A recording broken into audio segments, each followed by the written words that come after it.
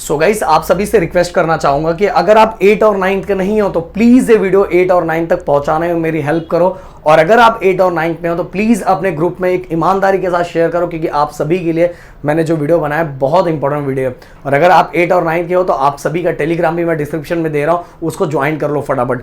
तो वहां मैं आगे आने वाले दिनों में आप सभी को कुछ इंपॉर्टेंट क्वेश्चंस भी भेजूंगा, जिससे आपकी बहुत ज़्यादा हेल्प होगी। बट आप सभी को मिलकर सपोर्ट दिखाना है, तो जैसे मैं बाकी क्लास वालों के लिए बच्चों के लिए करता हूं वैसे आपके लिए भी मैं स्टार्ट कर दूंगा।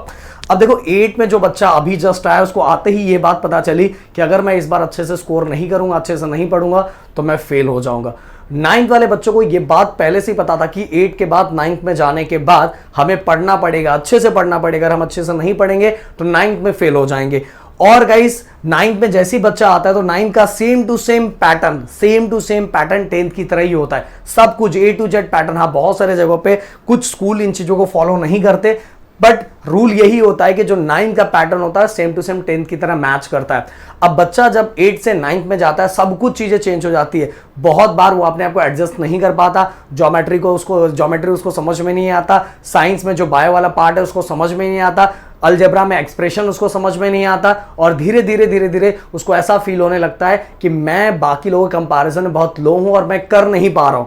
ओके, और इसका असर ये होता है कि उसके मार्क्स बहुत कम होना स्टार्ट होने लगते हैं, बहुत सारे सब्जेक्ट में फेल होने लगता है।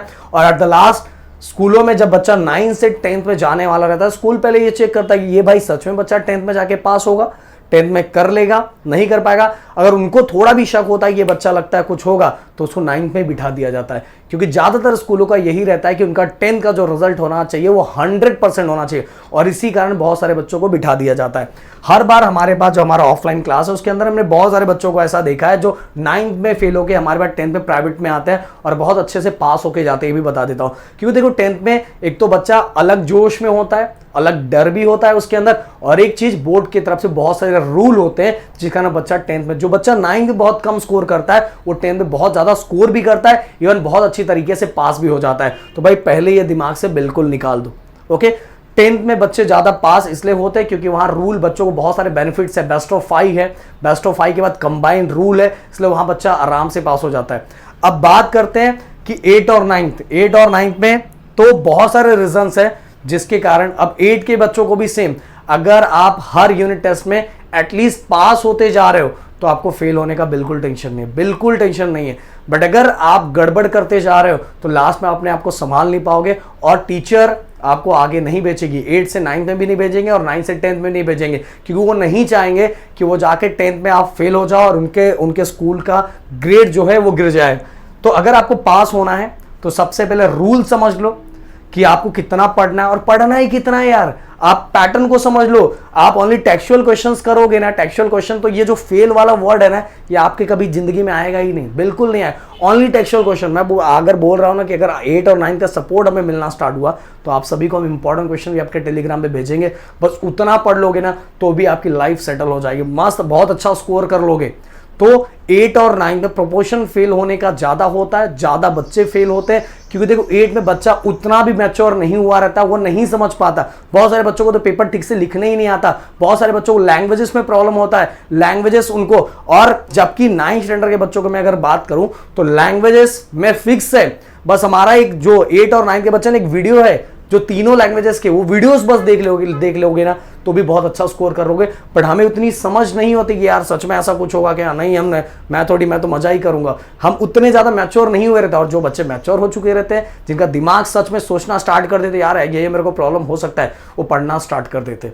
उनको पता है कि अगर 9th में मैं गया तो टीचर मुझे जल्दी पास नहीं करेगी अगर मैंने कुछ भी गड़बड़ किया। और बहुत बार सीन ऐसा होता है कि हमारा रिलेशन टीचर के साथ बहुत अच्छा नहीं होता, हमारे अंदर जो मस्ती होती है इसके कारण टीचर्स के साथ हमारा अच्छे से बनता नहीं है, और इसके कारण भी हमें इंटरनल में भी मार्क्स अच्छे नहीं मिलते, और इंटरनल में मार्क्स अच्छे नहीं मिलने के कारण भी हमारा बहुत बार बुरा हाल हो जाता है।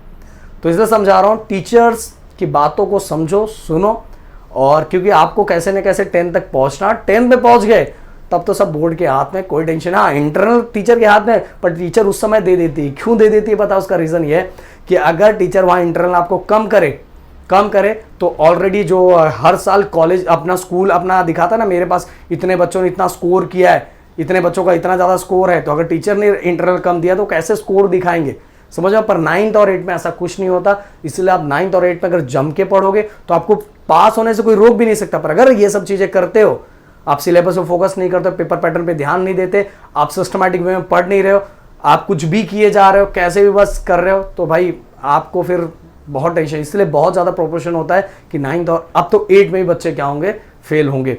तो अगर आपको चाहिए तो इंपॉर्टेंट क्वेश्चन मैं कुछ ही दिनों में स्टार्ट कर दूंगा, बट इस वीडियो को जितना हो सके लोगों तक पहुंचाओ, फैलाओ, जिससे मुझे पता चले कि 8 और 9 की भी आर्मी बहुत बड़ी है। तो चलो मिलते हैं नेक्स्ट वीडियो में। Thank you so much guys, जय हिंद दोस्तों।